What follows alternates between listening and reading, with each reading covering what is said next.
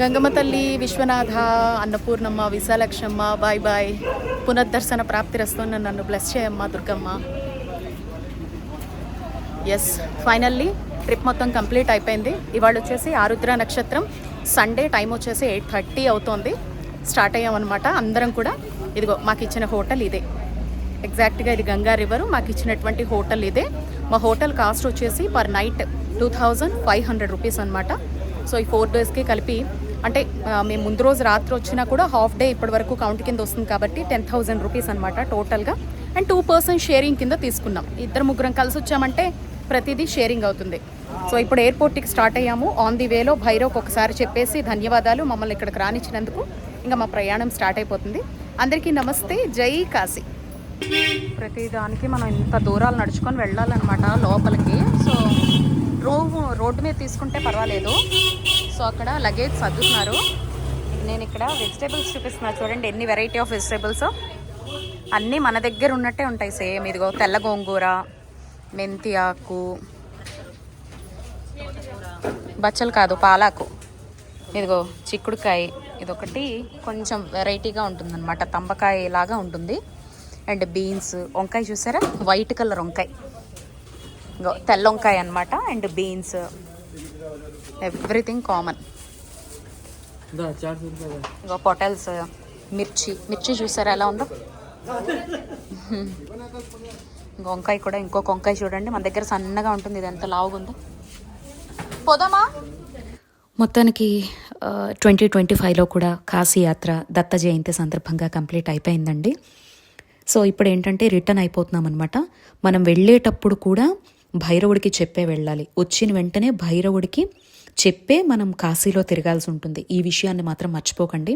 ఒకవేళ మీ పరిస్థితుల రీత్యా కుదరకపోయినా బయట నుంచి గోపురానికి దండం పెట్టుకొనైనా రైల్వే స్టేషన్ కావచ్చు, ఎయిర్పోర్ట్కి కావచ్చు మీరు స్టార్ట్ కావాల్సి ఉంటుంది. ఈ విషయాన్ని మాత్రం ఎట్టి పరిస్థితుల్లో మర్చిపోకండి. అలాగే ఇంకా ఎయిర్పోర్ట్కి మార్నింగ్ వచ్చేసాం కదా, ఇక్కడే మేము కార్డ్స్ ఉంటే కనుక, మీకు లాంజెస్ ఉంటే కనుక మీ కార్డ్ మీద వీసా కార్డు కానీ ప్లాటినం కార్డ్స్ అయితే డెబిట్ కానీ క్రెడిట్ కానీ మీరు చెక్ చేసుకుంటే లాంజెస్ ఉంటాయండి. కేవలం 1 రూపీకే మనం భోజనం తినొచ్చు అనమాట. సో మేమైతే అక్కడ లాంజ్లోనే తినేసామన్నమాట. కొంతమందికి కార్డు వ్యాలిడ్ కాలేదనమాట. సో అలా చెకింగ్స్ అన్నీ కంప్లీట్ అయిపోయాయి. ఇక్కడ ఒక చిన్న మిరాకిల్ అయితే షేర్ చేసుకోవాలి. మన రాతలో కాశీ వెళ్ళాలి అని ఉంటే పరిస్థితులు మనకి ఎలా అనుకూలంగా మారుతాయో చిన్న ఎగ్జాంపుల్. వచ్చేటప్పుడు లాస్ట్ మాదే ఫ్లైట్ అనమాట. రీసెంట్గా మీరు ఇండిగోకి సంబంధించి చాలా ఇష్యూస్ వినే ఉంటారు. ఇప్పటికీ ఫ్లైట్స్కి సంబంధించి చాలామంది ప్రాబ్లమ్స్ ఫేస్ చేస్తున్నారు. జనరల్గా 4,000 5,000కి వెళ్ళేది ఇప్పుడు చాలామంది దగ్గర 8,000 9,000 పెడితే కానీ ఫ్లైట్లలో జర్నీస్ చేయలేకపోతున్నారు. ఎవరో 3 months 2 months బిఫోర్ టికెట్ చేసుకుంటే తప్ప. సడన్గా వెళ్ళాలంటే ఇండిగో అయితే మాత్రం లాస్ట్ మూమెంట్ వరకు వెళతామో లేదో అనేటువంటి గ్యారంటీ కూడా లేదనమాట. అలాంటిది మేము కాశీ వెళ్ళేటప్పుడు అప్పుడే ఇష్యూ తెలిసినా స్టార్ట్ అయినా లాస్ట్ మా ఫ్లైట్ భగవంతుడు కాశీ రానిచ్చేశాడు. వెళ్ళేటప్పుడుకి ఇష్యూ ఇంకా క్లియర్ అవ్వలేదు. అప్పటికి కూడా చాలా తీవ్రంగా ఉంది. రోజుకి 1,200 ఫ్లైట్లు రద్దవుతూ ఎంతోమంది ఎన్నో ఇబ్బందులు పడి మనం టీవీలో బ్రేకింగ్ న్యూస్లు కూడా చూసాము. సో ఆ టైంలో కూడా అనుకోకుండా చూడండి, మేము వెళ్ళేటప్పుడు ఇండిగో అయినప్పుడు వెళ్ళేది వచ్చేది ఒకేసారి చేసుకుంటాం కదా, మరి వచ్చేటప్పుడు కూడా ఇండిగో ఉండాలి కదా. కానీ మన రాతలో ఉంటే భగవంతుడు ఎలా చేస్తాడో చూడండి. వెళ్ళేటప్పుడు ఇండిగో అయింది, వచ్చేటప్పుడు ఎందుకు చేశారో తెలియదు. మృదుల గారు మరిది గారు స్పైస్ జెట్కి చేశారనమాట. చాలా విచిత్రం అనిపించింది. స్పైస్ జెట్ ఫ్లైట్ కాబట్టి మాకు ఎలాంటి ప్రాబ్లం లేకుండా మేము జాగ్రత్తగా వచ్చేయగలిగాం. అదే ఇండిగో అయితే మీరు సాయిలోగబాల వాళ్ళకి సంబంధించి హారతిని నేను చూపించాను కదా పౌర్ణమి రోజు, వాళ్ళు 2 days వరకు ఫ్లైట్స్ లేవన్నమాట. పౌర్ణమి నెక్స్ట్ డేనే వాళ్ళు వెళ్ళిపోతారు ఎవరి ప్రాంతాలకు వాళ్ళు. కానీ వాళ్ళు ఇంకా అక్కడే హోటల్లోనే ఉండిపోయారనమాట. సో మొత్తానికి ఇలా మా కాశీ యాత్ర అయితే కంప్లీట్ అయిపోయిందండి.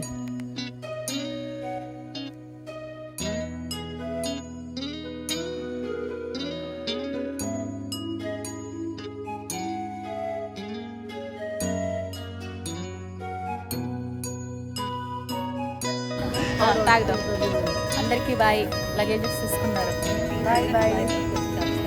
అందరితో మంచిది మరి, ఎవరైనా కొట్టుకోకుండా హాయిగా. మన ఇంట్లో వాళ్ళ మనస్తత్వాలతో వెళ్ళటం వేరు, నిజంగా అసలు ఏం తెలియనటువంటి వ్యక్తులతో తెలియనటువంటి ప్రాంతాల్లో మనము ప్రయాణం చేయడం వేరండి. యూనిటీ అనేది చాలా చాలా ఇంపార్టెంట్ అనమాట. అది మృదుల గారు ధన అక్కతో అయితే లాస్ట్ ఇయర్ మాకు చాలా మంచి ఎక్స్పీరియన్స్ ఉండి ఎక్కడికి వెళ్ళినా మేము వెళ్ళాలి అనేటువంటి ప్లాన్స్ ఎప్పుడూ మాట్లాడుకుంటూ ఉంటాం.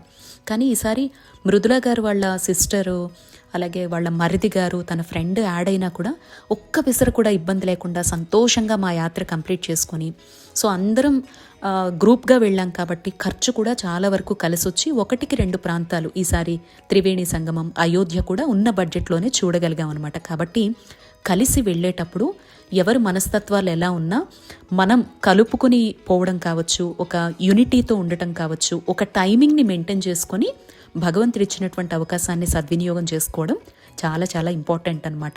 మనం అది ఏ యాత్రల్లో ఎవరితో వేరే యాత్రా సంస్థలతో వెళ్ళినా మనమే ప్లాన్ చేసుకున్నా అది మన మనసులో ఉండాలన్నమాట. ఆధ్యాత్మిక భావంతో అందరితోనూ నవ్వుకొని కలుపుకొని వెళ్ళిపోయేటువంటి మనస్తత్వం ఉంటే ఎక్కడైనా ఎంజాయ్ చేయగలుగుతాం అనమాట. ఇంకా ఇదిగో కొనుక్కున్న వస్తువులు ఎక్కువ కన్నయ్యకే బట్టలు మొత్తం కొన్నానండి. ఎందుకంటే నేను గోపద్మ వ్రతం చేస్తాను. ఇంకా ఈ ఇయర్ ఆషాఢం వచ్చిందంటే 3rd ఇయర్లోకి వస్తాను. అది 14 ఏళ్ల పాటు చేసేటువంటి వ్రతం కదా. అందుకే కన్నయ్య కోసం చాలా బట్టలు కొన్నాను. ఎన్ని బ్రాస్ ఐటమ్స్ ఉన్నా నాకు సిగ్గుండదండి.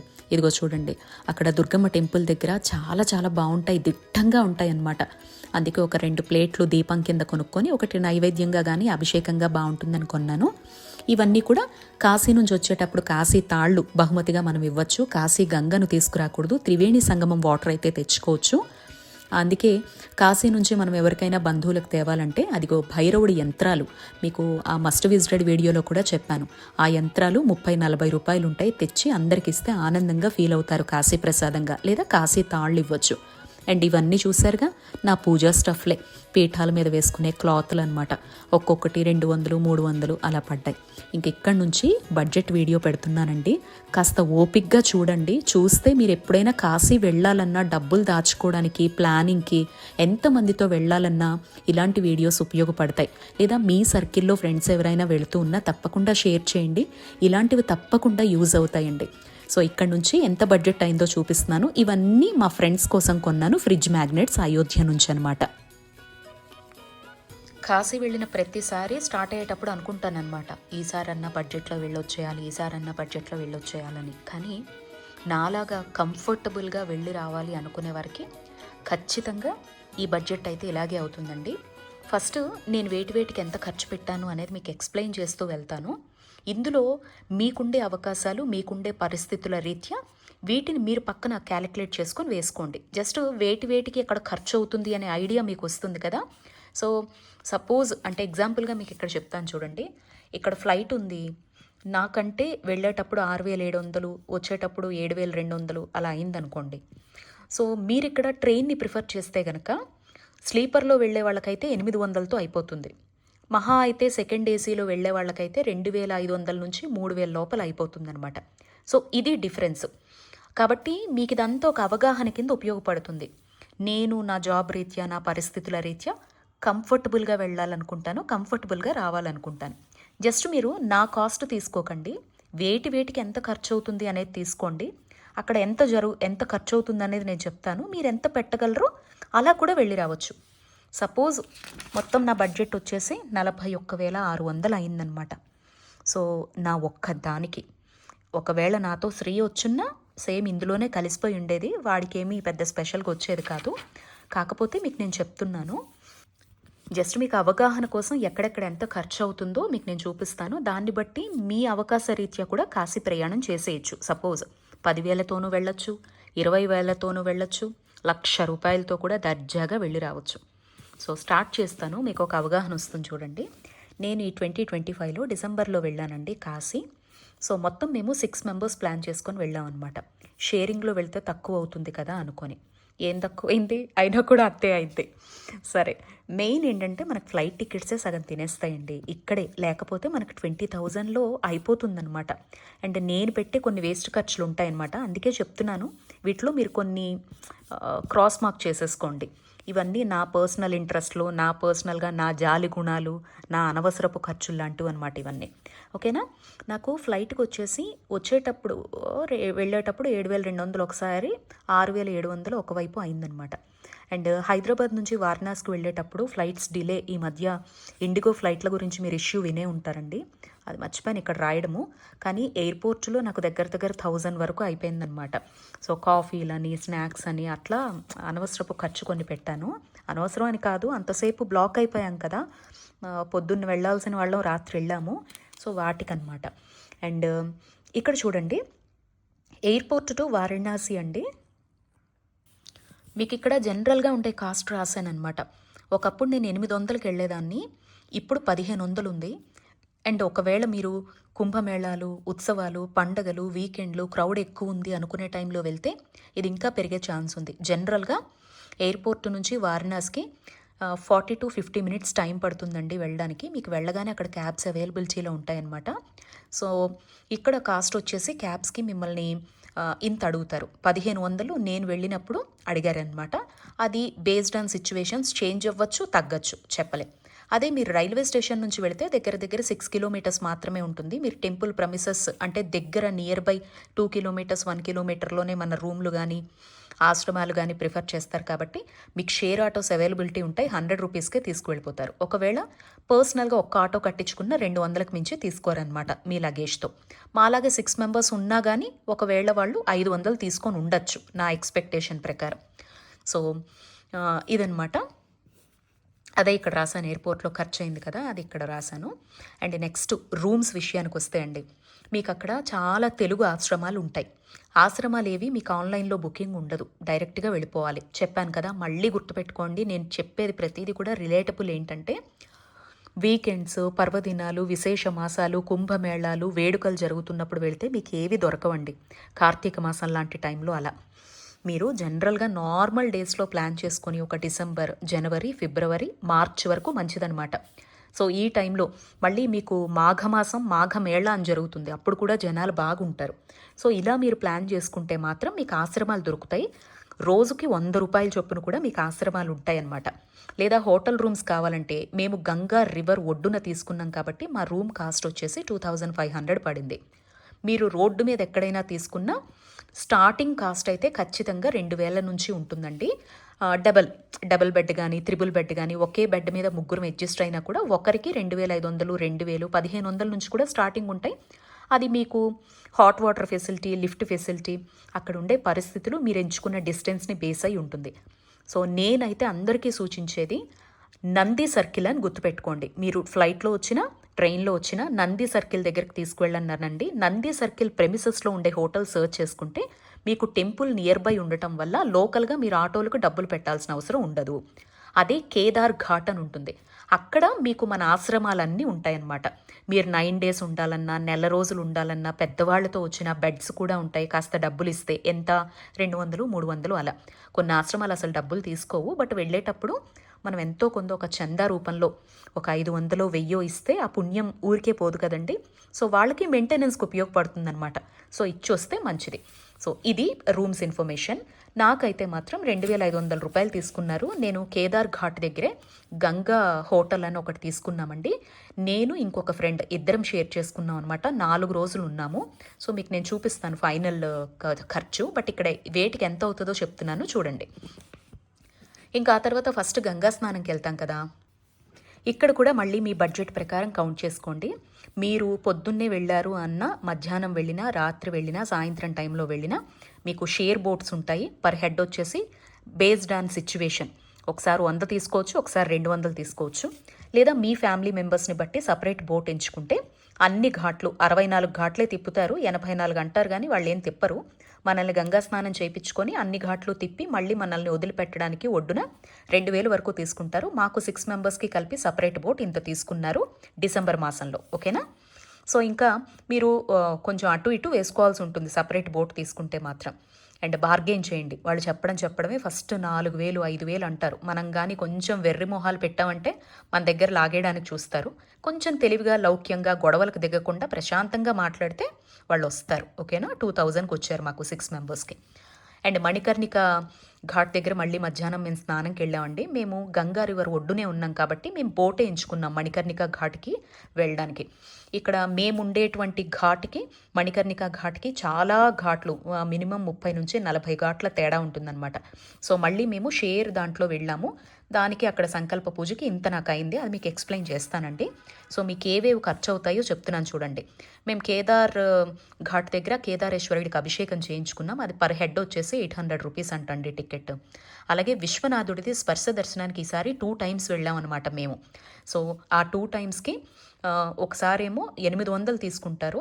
ఇదంతా అక్కడ జనరల్లీ 300 ఇస్తే స్పర్శ దర్శనం అయిపోతుంది, కానీ మనకు అక్కడ టికెట్లు అవి దొరకవు, అవైలబిలిటీ ఉండదు. అదే లోకల్గా షాపుల దగ్గర మనం అడిగితే చేస్తారు అని చెప్పాను కదా. సో దానికోసం 800 తీసుకున్నాడు. మళ్ళీ బయటకు వచ్చిన తర్వాత ఆ పండిట్లు టిప్ అంటూ ఉంటారు. సో మళ్ళీ ఒక 200 నేనైతే పెట్టాను. మా వాళ్ళు పెట్టారో లేదో నాకు తెలియదు. నాకు ఇలాంటి జాలి గుణాలు, ఇలాంటి ఖర్చులు చాలా ఉంటాయన్నమాట. మీకు నవ్వు వస్తుంది, చూస్తూ ఉండండి. ఇంకా నెక్స్ట్ అన్నపూర్ణమ్మకు అభిషేకం చేయించుకున్నామండి. యాక్చువల్లీ విశాలాక్షమ్మకు అభిషేకం అవైలబిలిటీ ఉంటే అది కూడా 5 నుంచి 7,000 వరకు అయ్యి ఉండేది. 2 శారీస్ తీసుకొని వెళ్ళాలి. బట్ అమ్మవారికి కుంభాభిషేకం జరగడం వల్ల ఈసారి అభిషేకం అవైలబిలిటీ లేదు. బట్ అన్నపూర్ణమ్మ ఛాన్స్ దొరికింది. అఫీషియల్గానే టెంపుల్లో 1000 రూపీస్కి పర్ హెడ్ వచ్చేసి. అండ్ అన్నపూర్ణమ్మకి చీర కొన్నానండి మృదుల గారి దగ్గరే నేను. సో అది ఇచ్చేసామన్నమాట. అమ్మకి కట్టారు ఆ రోజు. 1800 1600 అయిందండి, నాకు గుర్తులేదు. సో లోకల్గా ఫుడ్ 4 డేస్ అయితే ఒకరోజు దత్త టెంపుల్లో తినేసాము, ఒకసారి అన్నపూర్ణమ్మ దగ్గర తిన్నాము, ఒక్కోసారి బ్రేక్ఫాస్ట్, ఒక్కోసారి డిన్నరు స్కిప్ అయిపోవడం. ఇలా మా 4 డేస్లో జస్ట్ ఏదో ఒక 2-3 సార్లు తిన్నట్టు గుర్తుంది బయట గడ్డితో కలిపి. అలా నేను పర్సనల్గా ఒక 2000 వరకు వేసుకున్నాను అనమాట. మీకు ఫైనల్గా చూపిస్తాను చూడండి. అండ్ లాకర్ అక్కడ ఫోన్లు అవి పెట్టానండి. విశ్వనాథుడిది వెళ్ళేటప్పుడు వాడు 500 లాగేశాడండి బాబు. యాక్చువల్లీ 200 100 ఇస్తే సరిపోతుంది. మరేమో నా మొహం చూస్తే అందరికీ అలాగే అనిపిస్తుందేమో. ఇదిగో నెక్స్ట్ త్రివేణి సంగమంకి వెళ్ళాం కదండి. అయోధ్య కలిపి మేము 11,000కి మాట్లాడుకున్నామండి క్యాబ్. త్రివేణి సంగమం, అయోధ్య తీసుకువెళ్ళి మళ్ళీ వారణాసిలో మన రూమ్ దగ్గర విడిచిపెడతారు. దీనికి ఇన్నోవా క్రిస్టా కారు 11,000 తీసుకున్నారనమాట. సో ఇది కూడా మీకు సిచ్యువేషన్స్ బేస్డ్ ఆన్ అప్పుడుండే డీజిల్లు పెట్రోల్ కాస్ట్ల ప్రకారం ఉంటాయి, జాగ్రత్తగా చూసుకోండి. అండ్ పర్సన్స్ని బట్టి కారు సెలెక్షన్ ఉంటుంది, ఓకేనా. మీరు ఎంతమంది వెళ్తారు అనే దాన్ని బట్టి కూడా మారుతాయి. ఇవే పట్టుకొని మీరు అడగద్దండి ఏవి కూడా. ఇది నా సిచ్యువేషన్. మీరు ఒక 100 రూపాయలు ఎప్పుడు ఎక్కువ వేసుకోవడమే మంచిదనేది నా ఉద్దేశం. సో అది మీ ఇష్టం. మీరు వీటన్నిటికీ ట్రైన్స్లో వెళ్ళొచ్చు, బస్సుల్లో వెళ్ళొచ్చు, పబ్లిక్ ట్రాన్స్పోర్ట్ ఉంటుంది. అదే త్రివేణి సంగమానికి కాశీ నుంచి వెళ్ళిపోవాలనుకుంటే చక్కగా 250 ఇస్తే బస్సులో దింపేస్తాడనమాట మనిషికి. అదే ట్రైన్కి మనం చేసుకున్నాం అంటే అక్కడి నుంచి అయోధ్యకి సేమ్ 500 400 ఉంటుంది. సో ఇలా అనమాట. సో మేము కార్ కట్టించుకున్నాం కాబట్టి ఇలా 11,000, మొత్తం 5 మెంబర్సే వెళ్ళాము. ఒకరు డ్రాప్ అయ్యారండి, రాలేదు మా 6 మెంబర్స్లో. అండ్ త్రివేణి సంగమం దగ్గర సంకల్ప పూజ అని చెప్పేసి, కొబ్బరికాయలు అని చెప్పేసి, బోట్ అని చెప్పేసి ఇదిగో ఇలా అయిందనమాట. నేను మళ్ళీ టిప్ ఇచ్చాను సార్కి అడుగుతున్నాడని చెప్పేసి ఆ బోట్ ఆయనకి. ఇంకా చూడండి షాపింగ్స్, కన్నయ్యకి కొన్ని బట్టలు కొన్నాను. దుర్గమ్మ దగ్గర ఈ పూజలవే ఇవన్నీ కూడా మీకు చూపించాను కదా ఇప్పుడు. వీటన్నిటికీ దగ్గర 2,500 2,000 అయిందనమాట. అండ్ మళ్ళీ వచ్చేసేటప్పుడు ఎయిర్పోర్ట్కి 3,000 తీసుకున్నాడండి. సో ఇది కూడా మాకు షేరింగ్. అండ్ అయోధ్యలో ఒక దానం చేశాను నేను. అమ్మవారిది మీకు నేను సత్రం చూపించాను కదా, ఇక్కడ వచ్చిన వాళ్ళందరికీ అన్నాలు పెడతారు అని చెప్పేసి మీకు ఒకటి చూపించా. అక్కడ నేను 2,116 కట్టానమాట. అండ్ ఆటో ఆయన మాకు చూపించిన ఆయనకి ఇచ్చింది కాకుండా మళ్ళీ టిప్ ఒక 200 ఇచ్చాను. అండ్ దత్తాత్రేయుల వారి టెంపుల్ మణికర్ణిక దగ్గర నేను 2,000 రూపాయలు డొనేషన్ రాశానమాట. ఇది నా ఖర్చు. ఇంకా ఇప్పుడు ఫైనల్గా అమ్మగారు ఎంతెంత ఖర్చు పెట్టారో చూపిస్తాను చూడండి. ఇందులోంచి వేస్ట్ ఖర్చులు ఎన్ని తీసేయచ్చో కూడా మీకు నేను టిక్ చేస్తాను. ఫస్ట్ అయితే చూపిస్తాను చూడండి. సో ఇదిగో 3 nights 4 days అనమాట. యాక్చువల్లీ 4 nights వచ్చింది, 3 days కింద వచ్చింది మాకు. రాంగ్ రాశాను ఇక్కడ. ఫ్లైట్ చూడండి ఫస్ట్. వెళ్ళేటప్పుడేమో వచ్చేటప్పుడు ఇది, వెళ్ళేటప్పుడు ఇది, మొత్తంగా 14,000 ఫ్లైట్కే అయిందండి. అండ్ చెప్పాను కదా, ఇది మీరు ట్రైన్కి కానీ వెళ్ళారంటే ప్రశాంతంగా మీకు 2,000లో 2,000 కాకపోయినా 4,000లో ఏసీ ట్రైన్ ఎంచుకుంటే మాత్రం కోచ్ మీరు వెళ్ళొచ్చేయచ్చు. ఛార్జెస్కి 4,000 అవుతుంది, 10,000 ఇక్కడ మీకు మిగిలిపోతుంది అనమాట. సో నా జీవన శైలి, నా కంఫర్టబుల్, నేను పెట్టే ఖర్చుల ప్రకారం 14,000 అయిందనమాట. సో రూమ్స్కి చూడండి, మేము ఇద్దరం ఉన్నాం కదా, షేరింగ్ తీసుకున్నాం నేను సృజన గారు. మొత్తం 4 nights అండి. వెళ్ళిన రోజు కాకుండా ఇంకా 3 రోజులు కదా, 4 nights 2,500 ఇంటూ 10,000 అనమాట. సో నాకు 5,000, తనకు 5,000 పడింది 4 రోజులకి. అండ్ ఈ బోట్లకి కూడా చెప్పాను కదా 2000 కాబట్టి నా షేరింగ్ 500 కింద టిప్పుతో కలిపేసి వేసేసానండి. మళ్ళీ మణికర్ణికకి వెళ్ళినప్పుడు కూడా ఇదిగో ఇక్కడ రాశాను చూడండి, అక్కడ పండితుడికి సంకల్ప పూజ చేయించుకున్నాం కదా, దానం ఇవ్వండి అంటూ ఉంటారు వాళ్ళు. సో అంత పెద్ద సంకల్పం చెప్పిస్తారు 20 మినిట్స్. సరే అని చెప్పేసి మంచిదే కదా అని నేను 500 ఇచ్చాను. అందరం 500 ఇచ్చాము. అండ్ బోట్ షేరింగ్లో వెళ్ళాం 200 అయింది. అండ్ దత్తాత్రేయ టెంపుల్లో నేను డొనేషన్ ఇచ్చానని చెప్పాను కదా, సో మొత్తం కలిపి 27 అయిందనమాట. కేదారేశ్వరుడి అభిషేకానికి 800 రూపీస్ అయిందనమాట. అండ్ అక్కడ గురువుగారికి దక్షిణ రూపంలో నాకు 500 ఇచ్చానో 1000 ఇచ్చానో గుర్తులేదండి, 1000 ఎక్కువ గుర్తుంది. సో 1000 వేశాను అనమాట. మన ఇష్టం, ఇదేం పెట్టాలని లేదు, నా తృప్తి కోసం. అంత స్వామివారికి సేవ చేసే పండితులు కదా, నా తృప్తి కోసం బ్రాహ్మణుడికి ఇస్తే ఏదో ఒక రూపంలో అది మంచి జరుగుతుంది అనే చిన్న స్వార్థం. అండ్ చెప్పాను. అండ్ లోకల్ టెంపుల్ విజిట్కి వెళ్ళాం కదా, భైరవనాథ్, మృత్యుంజయ టెంపుల్, గవ్వాలమ్మ, ఇవన్నీ కూడాను ఇదిగో ఆ ఆటోస్కి మేము 2 times వెళ్ళాల్సి వచ్చింది. మీరు ఒక్కసారి వెళ్తే మాత్రం ఫ్యామిలీ మెంబర్స్తో మీకు మొత్తం అన్ని టెంపుల్స్కి 2 నుంచి 2500 ఒక ఆటోలో 6 మెంబర్స్ వరకు పడతారనమాట. సో మీరు అలా వెళ్ళిపోవచ్చు. బట్ మేము కొంచెం ఈసారి షెడ్యూలింగ్ డిఫరెంట్గా పడటం వల్ల మీకు నేను చెప్పాను కూడా 2 times వెళ్ళాల్సి వచ్చింది. దానికి నాకు 800 వరకు అయింది పర్ హెడ్ వచ్చేసి. సో విశ్వనాథుడు అభిషేకానికి 2 times వెళ్ళాం కదా, 2000 వరకు. అండ్ లాకర్కి చెప్పా కదా 500 లాగేశాడు. ఇంకా అన్నపూర్ణం అభిషేకానికి ఇగో 1000 రూపాయలు. ఇంకా 4 days ఎప్పుడు ఏది స్కిప్ చేసామో తెలియదు. మొత్తానికైతే పెట్టిన ఖర్చు 2000 వరకు గుర్తుంది నాకు. అండ్ అయోధ్యలో కూడా మేము వెళ్ళడానికి 5 మెంబర్స్కి కలిపి అని క్యాబ్ అని చెప్పాను కదా, సో 11,000 డివైడెడ్ 5 మెంబర్స్ ఒక్కొక్కరికి 2200 పడినట్టు. సో ఇంతేనండి, మీరు ట్రైన్లో వెళ్ళినా బస్సు వెళ్ళినా. అందుకే షేరింగ్లో వెళ్తే మనకి ఇంత బాగా కలిసి వచ్చిందనమాట. షేరింగ్ కాకపోయి ఉంటే కనుక పర్ హెడ్ కింద ఇవన్నీ మీరు కౌంట్ చేసుకోవాలి. ఇక్కడ నేను ఏదైతే రియల్గా వేసానో ఇది ఒక్కరికి అన్నట్టుగా ఖర్చు చేసుకోవాలి. ఈసారి నాకు అయోధ్య చేరింది కాబట్టి బడ్జెట్ చాలా ఎక్కువైందండి. అయోధ్య అనేది లేకపోతే ఎప్పుడు కూడా నేను కాశీకి 40,000 కంఫర్టబుల్గా వెళ్ళి రావడానికి పెట్టుకుంటానమాట, నేను శ్రీ కలిపి. సరే కంటిన్యూ చేస్తా. త్రివేణి సంగమం దగ్గర ఇదిగో 1000 రూపాయల వరకు నాకు వేసుకున్న. ఆయనకి టిప్ ఇచ్చాను, కొబ్బరికాయలు అండ్ బోటు అన్నీ కలిపి. అండ్ అయోధ్యలో కూడా ఇదిగో డొనేషన్ 2000 రూపీస్ ఇచ్చాను. అండ్ అక్కడ షాపింగ్ రామచంద్రమూర్తికి సంబంధించి అండ్ ఫ్రెండ్స్కి లాకెట్స్, అదే చిన్న చిన్న ఫ్రిడ్జ్ మ్యాగ్నెట్స్ లాగా కొన్నానమాట, చూపించాను కదా మీకు. సో దానికి 1500 అయింది. అండ్ అక్కడ కోవా ఇవన్నీ స్వీట్స్ చాలా బాగున్నాయి అనమాట. ఇంకా మనం వచ్చేటప్పుడు ఎవరికైనా ఏదైనా ప్రసాదం రూపంలో ఇవ్వాలి కదా, నాకు అయోధ్యలో ఎందుకో కొనాలనిపించింది. సో కోవాలు వీటికి వాటికి 1000 రూపాయల వరకు అయిందనమాట. అండ్ ఆటో ఆయనకి మళ్ళీ టిప్ కింద, ఆ ఆటో ఆయనకి మేమందరం కలిపి షేరింగ్లో 400 పడింది మనిషికి. అండ్ ఎయిర్పోర్ట్కి మళ్ళీ వచ్చేసేటప్పుడు షేరింగ్లో 500 పడిందండి. మొత్తం 6 మెంబర్స్ కదా. సో మళ్ళీ ఆ క్యాబ్ ఆయనకి నేను ఈ అయోధ్య వీటికి వెళ్ళేటప్పుడు ఇక్కడ రాయడం మర్చిపోయాను, మళ్ళీ లాస్ట్లో రాసా 500 టిప్ ఇచ్చానమాట. ఇవి మా వాళ్ళు ఎవరికి తెలీదు, అందరికీ టిప్పులు ఇచ్చుకుంటూ వచ్చాను. బోట్లు వాళ్ళకి అందరికీ దిగిపోయేటప్పుడు వాళ్ళ చేతుల్లో పెట్టుకుంటూ వచ్చానమాట 2 బోట్లు.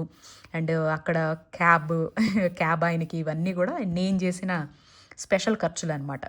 ఇంకా మనకి తెలియకుండా చాలా ఖర్చులు పెడతాం. వాటర్ బాటిల్స్ అని చెప్పేసి, చిన్న చిన్న స్నాక్స్ అని చెప్పేసి, టెంపుల్స్లో దక్షిణలాగా అండ్ ఏమన్నా షాపింగ్స్కి వీటికి నాకు తెలియకుండా 2000 వరకు ఖర్చు పెట్టానని నా ఉద్దేశం. మొత్తంగా కలిపి 41,600 అయింది. ఇదిగో ఇక్కడ మీరు ఎంత మిగలబెట్టుకోవచ్చో చెప్తాను చూడండి. చక్కగా మీరు ఇక్కడైతే ఈజీగా ఒక 4000ల్లో ఛార్జీలకైతే అయిపోతుంది. పర్ హెడ్డే చెప్తున్నానండి. పర్ హెడ్ మీరు పిల్లల్ని బట్టి కౌంట్ చేసుకోండి. రూమ్స్ కూడా ఒక దాని మీద మహా అయితే ఒక రూమ్లో 3 అడ్జస్ట్ కాగలరు. ఆశ్రమాలు అయితే ఒక బెడ్ మాత్రమే ఇస్తారు, అది గుర్తుపెట్టుకోండి.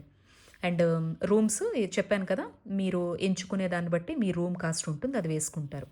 అండ్ ఈ బోట్స్ కూడా మీకు ఓపిక ఉండి టైం ఉండి చక్కగా 9 రోజుల కిందో అంటే నెమ్మదిగా వెళ్తాము అని అనుకుంటే చక్కగా మీరు కాస్త వెయిట్ చేశారంటే ఈజీగా మీరు 100 రూపీస్తో షేర్ బోట్ తోటి అన్నీ చూసేయచ్చు అనమాట. అండ్ మణికర్ణిక ఘాట్ దగ్గర సంకల్ప స్నానంకి డబ్బులు మీ ఇష్టం అండి. అండ్ బోట్ కూడా షేరింగ్ బోటు. నేను చెప్పాను కదా, రోడ్డు మార్గంలో వెళ్ళినా మీకు ఆటోకి ఇంతే ఇవ్వాలి. మేము నది ఒడ్డున రూమ్ తీసుకున్నాం కాబట్టి నది నుంచి నదికే వెళ్ళాం అనమాట, మేము ఉండే ప్లేస్ నుంచి. సో షేరింగ్కి 200 అడిగాడు ఆ రోజు. అండ్ ఇది నా ఆప్షన్, ఇది మీకు అవసరం లేదు. సో ఇది నేను డొనేషన్ ఇచ్చుకున్నాను. దత్త టెంపుల్ దగ్గర భోజనం చేశాను కదా, నాకు ఎక్కడైనా భోజనం చేస్తే తిరిగి ఇవ్వడం అలవాటు. అండ్ అందులోనూ భిక్ష కాబట్టి స్వామివారికి అందరూ పెడతారు కాబట్టి నాకు అది ఆనందం, నేను ఇచ్చుకున్నా. అండ్ కేదారేశ్వర అభిషేకం కూడా మీరు వెళ్తారో వెళ్ళకపోరో నాకు తెలియదు, వెళ్తే మాత్రం మీరు సాయంత్రం వెళ్తా అనగా పొద్దున్నే టెంపుల్లో చెప్పి పెట్టుకోవాలండి. ఇది కూడా నాకు తెలిసి మీకు ఉండకపోవచ్చు. సో ఇది కూడా మీకు ఉండదు. ఇంటూ పెట్టేవన్నీ నా పర్సనల్ ఖర్చులండి. ఇవి మీకు మీ బడ్జెట్లోకి రావన్నమాట.